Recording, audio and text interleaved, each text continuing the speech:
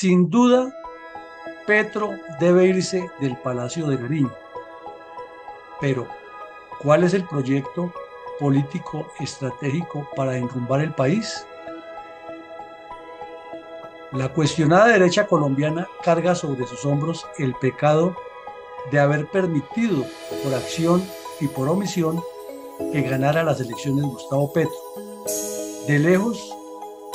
el peor presidente que hasta la fecha se ha sentado en el solio de Bolívar. Y eso es mucho decir, porque para tan negativa distinción, Petro tiene competidores muy fuertes: Fervi Gracia, Juan Manuel Santos, Ernesto Samper Pizano, Andrés Pastrana Arango, César Gaviria Trujillo, Belisario Betancur Cuartas, los dos Alfonso López padre e hijo, Eduardo Santos y otros. Indiscutiblemente, Petro debe irse del cargo que nunca ha debido ocupar, pero la solución no es ninguno, y ninguno es ninguno de los responsables de su ascenso al poder. Durante el primer año de desgobierno petrista, la seguridad se deterioró en grado sumo. Parece que estuviéramos reeditando la época del arrodillamiento de Andrés Pastrana ante las FARC en el Caguán, combinada con la vergonzosa distinción de narcodemocracia dada desde Estados Unidos a Colombia durante el juicio a Ernesto Samper mediante el proceso 8000. En tan lacónico escenario,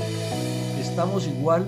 o peor a algunos de los consuetudinarios desgobiernos en el continente africano. Y para colmo de males, da la sensación que el país se acercara a la vía dolorosa iniciada en Venezuela cuando murió Chávez y ascendió Maduro al poder en el Palacio de Miraflores, respaldado por el narcotráfico, desatando miseria, pobreza, violencia y un éxodo sin precedentes en el rico país hermano. Infortunadamente para Colombia, lo único visible de la administración Petro son 12 meses de instigación al odio, incitación oficial a la violencia de tinte revolucionario comunista y múltiples resentimientos sociales, legitimación de la delincuencia y maniatada intencional de las fuerzas militares y de policía, pésimo manejo de las finanzas públicas, pruebas cada día más evidentes de corrupción, ineptitud y nepotismo, incertidumbre total acerca de nuestro futuro como nación, temores de que el populismo marxista de Petro siga desinstitucionalizando el país, apoyado por un parlamento ineficiente, caos en la justicia, inflación, incapacidad funcional de los altos manejadores del Estado, desesperanza social, etc. Por todas las razones expuestas, Petro debe irse y con él su incompetente vicepresidente, quien hace parte del problema y además carece de las más mínimas condiciones para llegar a ser presidente de los colombianos. Pero la solución no es únicamente reemplazarlos a ellos dos por otros que resulten igual de ineficientes administradores del Estado, autojustificándose o aduciendo que ellos deben estar allí porque no son comunistas.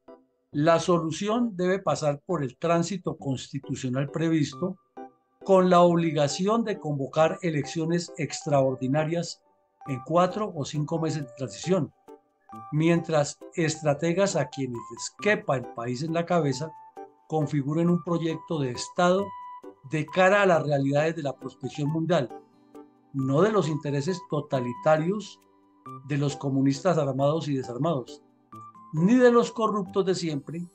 que, viudos de poder, incitan al electorado a que proteste a su favor para que ellos regresen a lo que causó la infortunada elección de Petro.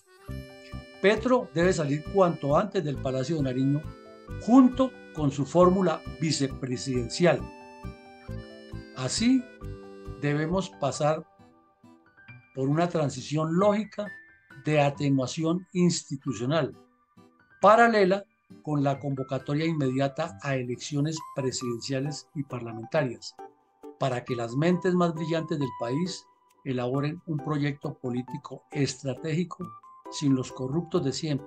y para que el paso dado después de la tragedia padecida por los hoy desgobernados colombianos no nos lleve de nuevo a más de lo mismo. Les habló Luis Alberto Villamarín Pulido.